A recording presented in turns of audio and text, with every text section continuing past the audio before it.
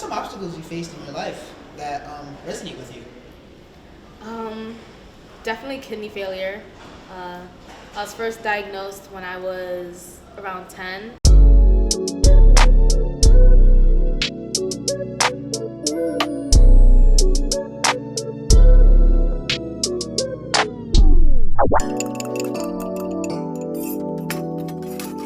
That the real Nimbus was already here. So my name is Destene Savariau. I'm a first-year transfer here at Southern. I'm 21, a journalism major, and yeah. So I chose Southern mostly because it's far enough away from my family so I can have my own independence, but close enough where they can still pop by and drop off presents. Well, I've always had a love for writing. I didn't really realize it at first. At first, I planned on doing business, but I took one accounting class and realized that was not for me. So I took a year off to grow and kind of do some self-introspection. And I came back, was dead set on journalism because I loved writing, loved talking to people, hearing new perspectives. And I got my associates at Housatonic Community College, then transferred to Southern. And I'm currently the news editor at the Southern News and plan on becoming the editor-in-chief next year.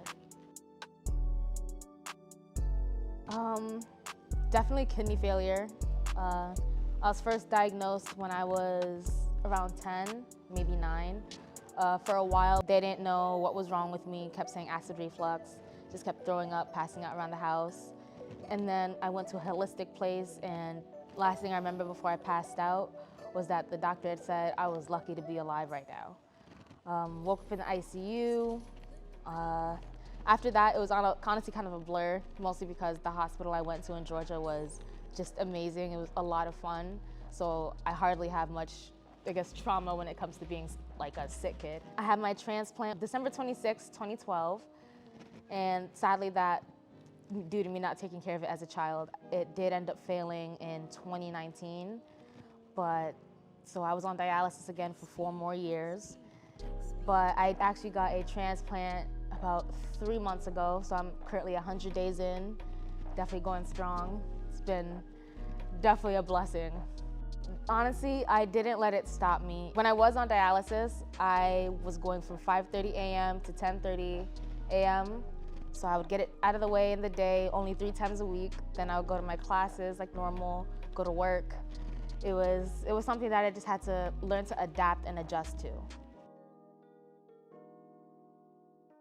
But I can definitely say that to a certain extent, it didn't hold me back. I didn't allow it to. Of course, there were other things that could have, but it was only thanks to my family and me growing as a person, thanks to my family and my strong support system, that I was able to overcome those things and definitely realize the big dreams that I have today.